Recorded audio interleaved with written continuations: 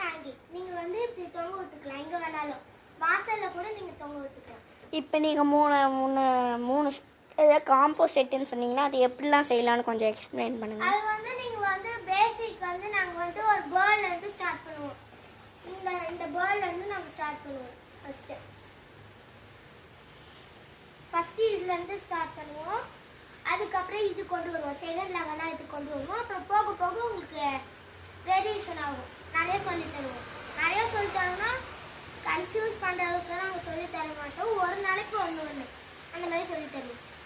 இப்போ நாங்கள் வரும்போது எல்லாம் கலர் பேப்பர்லாம் நாங்களே எடுத்துகிட்டு வரணுமா? ஆமாம், நீங்களே தான் உங்கள் கலர் பேப்பர் நீங்களே தான் ஓனாக எடுத்துகிட்டு வரணும்.